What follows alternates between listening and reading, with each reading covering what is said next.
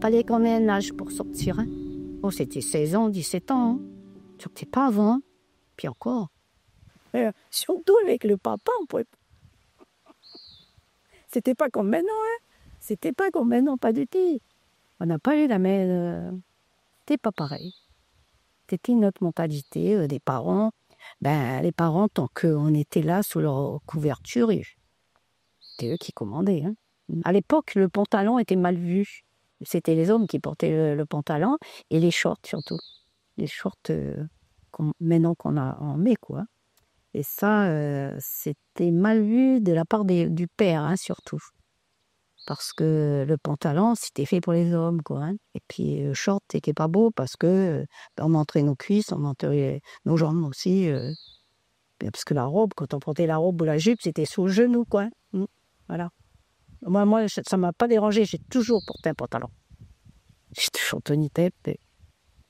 Voilà. Mon père, il a bien vu que moi, il fallait pas m'empêcher ça ou ça, quoi. Hein. Donc, après, ma mère m'en faisait le pantalon. Parce qu'elle a été un petit peu aussi beaucoup dans notre sens. Hein. Mon père voulait pas si, ma mère en cachette, elle faisait ou elle nous disait, quoi. Et toute petite, on a été sur le cheval.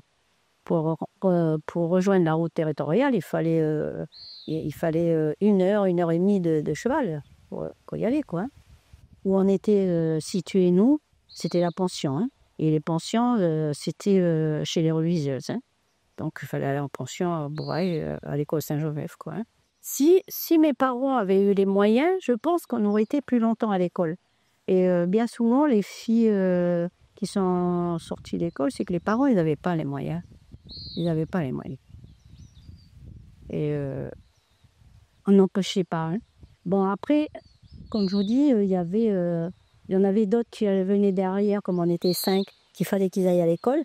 Donc, nous, c'était bon, tu avais ton certificat d'études, c'était bon, tu rentres à la maison, quoi. Hein. Quand on rentre à la maison, ça va aller suivre le travail des parents. Hein.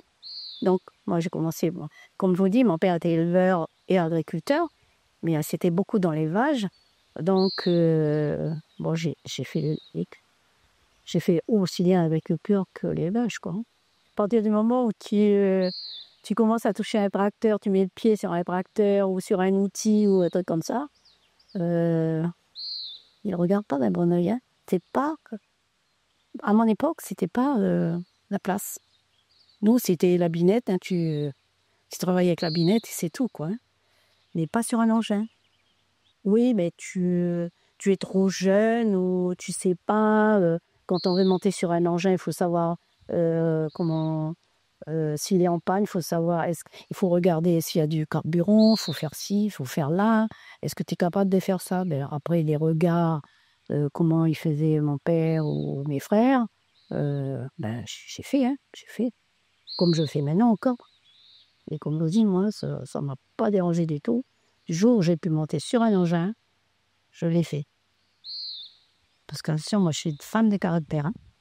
Quand j'ai dit je veux faire ça, je fais.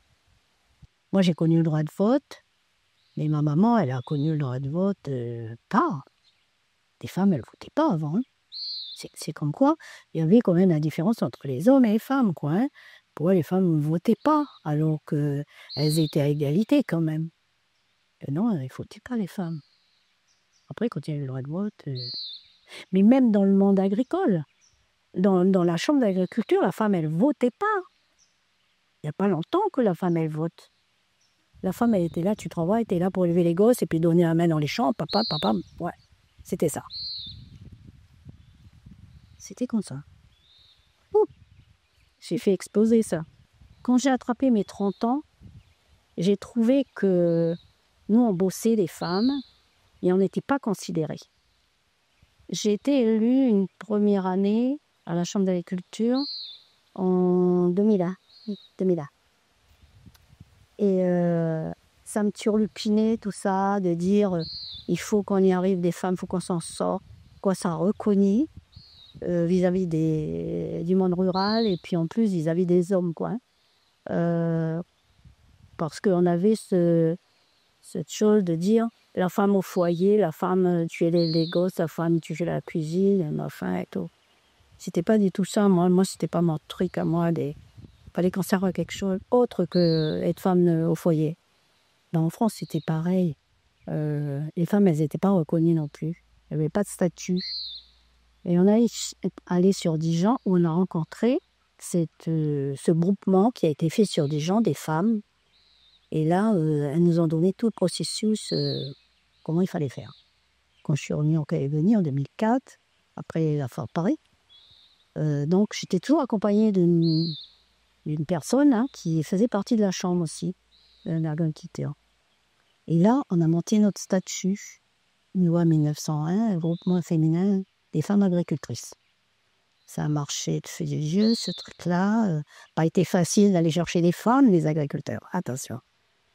On a dit, qu'est-ce que vous allez faire, tout ça, vous les bonnes femmes, c'est la maison et tout ça. Et j'ai pas été bien reçue sur certains quand j'ai monté ça.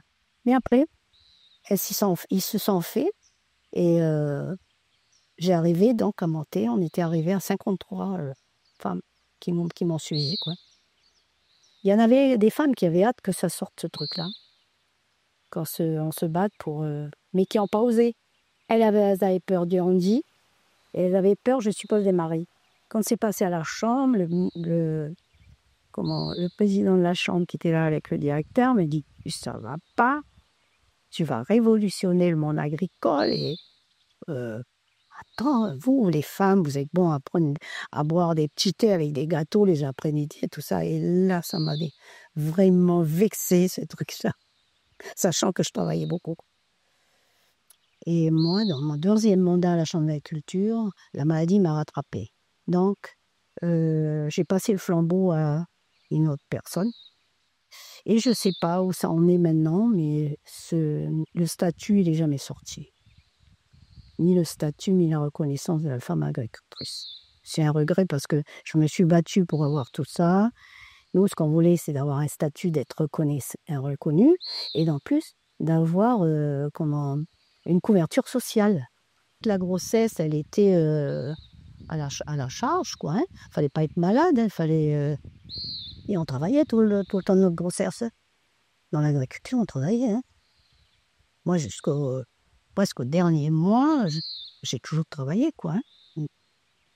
Mais il n'y avait aucune ressource à ce moment-là. Hein. On accouchait, on rentrait à la maison, terminé, quoi. Hein. On élevait notre enfant et c'était comme ça. Bien après, hein. C'est dans les années 2000 où on a parlé de la contraception, 90-2000, quoi. C'est bien après, hein, quoi. C'est comme l'avortement, pareil. C'est quelque chose qui, à notre époque, c'était mal vu, quoi. Hein. C'était mal vu. Si on en parlait, c'était quelque chose de tabou aussi, quoi. Parce que ça ne devait pas te faire... Puis bien souvent, les filles, quand elles se retrouvaient enceintes, elles ne pouvaient pas avorter. Elles étaient trop... Quand elles le disaient, c'était trop tard, quoi. Hein. Elles étaient des fois 3-4 mois, c'est fini, quoi. Non, c'était conçu pour ça. Et puis, il n'y avait pas de conversation là-dessus. Hein. C'était pas... Ça restait tabou encore, ça. Puis les familles... on dénigrait pas hein, la personne qui se retrouvait enceinte parce que ça devait arriver. Voilà. C'est moi qui me donnais les comptes, c'est moi tout ça. Donc... je ne sais pas si c'était bien vu de la part de certains. Non. Mon mari, non, il ne me disait rien, quoi. Non, je menais ma barque, mais toujours sous son contrôle quand même. Hein, on ne faisait pas l'un sans l'autre, quoi. Hein. Il y a des femmes qui ne savaient même pas qu'ils avaient sur leur compte ou ce que le mari faisait de l'argent et tout ça, quoi. Hein. Ah oui, à l'époque, non, c'était ou le mari qui avait le compte, ou après, c'était tous les deux. Chez moi, ça a été tous les deux. Hein. Lui, il n'a pas eu plus que moi, parce qu'il savait très bien qu'on travaillait tous les deux, quoi. Et là, j'espère, on me dit, j'espère qu'avec actuellement, dans la situation où on est, j'espère que les femmes, elles vont relever ce défi, parce qu'elles sont celles qui sont sans emploi, sans argent, elles vont reprendre le flambeau. Parce qu'aujourd'hui, la génération qui vient après moi, ici dans notre coin, là, dans Guarou, elles sont que 3 qui viennent derrière moi. Il n'y en a plus d'autres. Elles sont 3 jeunes. Enfin, les jeunes veut dire entre 40 et 50 ans.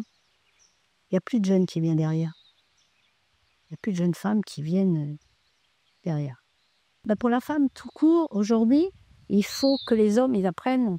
Je vais encore parler des hommes. Il faut que les hommes apprennent à respecter la femme. La femme, c'est pas un objet. Hein. Alors que je vois beaucoup de femmes battues et tout ça, j'accepte pas ça. J'accepte pas parce que moi j'étais femme avec tatouage, mais j'ai jamais été battue, j'ai jamais été traitée ou maltraitée, hein, non. Et même dans ma famille, même jeune, on n'a pas été maltraité, quoi. Hein. Alors que il y en a, ils ont subi, hein. C'est subi. Hein. Aussi bien par le papa que la maman. Hein. Il faut que la femme, elle apprenne à se défendre et à imposer sans dire moi je suis là, je suis ta femme, tu dois me le respect, je t'ai mis des enfants au monde, c'est moi qui les ai portés, pas toi, donc tu me respectes. Il faut que les hommes comprennent ça aujourd'hui. Après, tous les hommes ne sont pas les mêmes non plus. Mais en Calédonie, il y a beaucoup de femmes battues, il y a beaucoup de femmes qui encore sont malheureuses, hein, attention. Même dans le monde agricole. Hein.